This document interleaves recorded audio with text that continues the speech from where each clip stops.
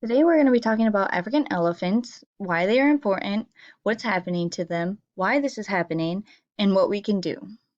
So why are African elephants important? First of all, they are magnificent creatures to look at, so it brings a lot of tourism to where they are located. They provide a lot of environmental education to those around them. They are spiritual or sacred, more specifically to the Hindus, who believe it is the living incarnation of one of their most important gods, Ganesh, an elephant-headed deity who rides atop a tiny mouse. And they also bring cultural union. But some people have issues with elephants because they destroy their crop fields, homes, etc. But are we in their home or are they in our home? So what exactly is happening to them? Their population is decreasing due to many different reasons, such as poaching, human activity, human expansion, and climate change. In 1970 to 1980, the population decreased from 1.2 million to about 600,000 due to poaching. There is a low life expectancy now due to human activity. Males are expected to live 18.9 years and females 21.8 years, when this number used to be much higher. Habitat fragmentation due to human expansion. As we see in this graph right here, in the gray shaded areas are where the elephant population is. This is not as big as it used to be.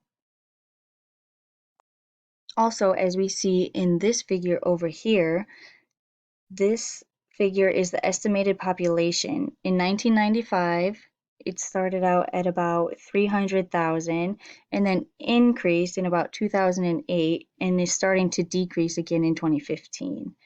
The figure on top of this is the systematic surveys from aerial views in African regions.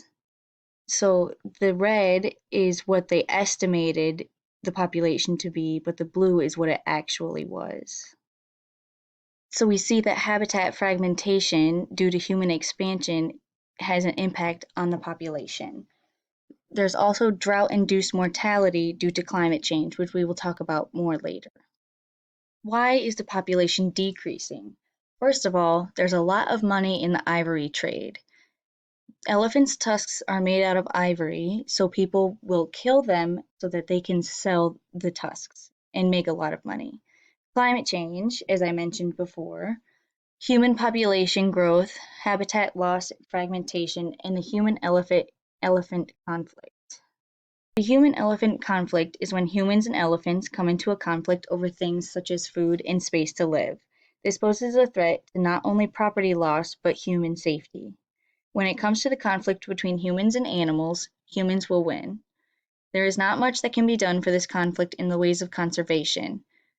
Elephants tend to be restricted to living in the middle of forests due to habitat loss and fragmentation. As we know, this is not the ideal place for elephants to live, especially African elephants. How is climate change affecting the African elephant? First of all, the high temperatures caused by climate change have a big effect on the elephants, as they do not have sweat glands like other mammals, so they need to find other ways to cool off in the high temperatures, such as flapping their ears or finding shade under a tree. With climate change, there also comes drought. Elephants require 150 to 300 liters of water per day, so they tend to die when there is a drought. As for the interaction between human-elephant conflict and climate change, like previously said, when it comes to animals versus humans, humans will do whatever it takes to survive, even if it includes getting rid of the animal. Climate change also disrupts the living situation of humans, meaning their living patterns and livelihood will change as well. They may move to elephants' habitats due to flooding or drought, which in turn makes the elephants either move or destroy the human habitat. The biggest cause to the decrease in the population of African elephants is poaching. Poaching is the illegal killing of wildlife. African elephants are poached for their tusks to be sold in the ivory trade. In the ivory trade, you can get about $1,800 per kilogram.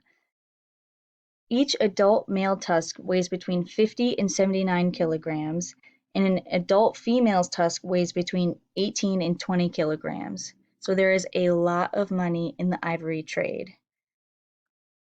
Poaching also has an effect on their genetic structure and population health and their behavior. As we can see in this chart over here, it describes three things: less genetic diversity, disrupts the kin-based association patterns in elephant societies, and reduces the age of peak reproduction.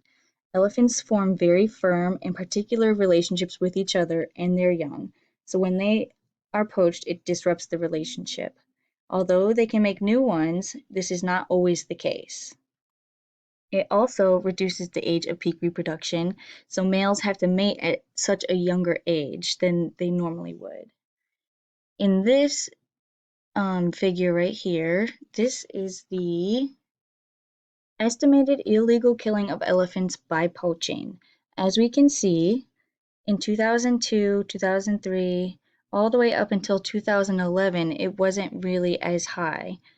But if we keep going on the trend that we are on, the numbers will be much greater in years to come. So what can we do to help conserve these amazing animals? First, we should safeguard their access to water. As mentioned before, elephants need a lot of water to survive. So if we make sure that they have enough access to the amount of water that they need, we can help them survive in that way. We can also improve and tighten law enforcement when it comes to poaching.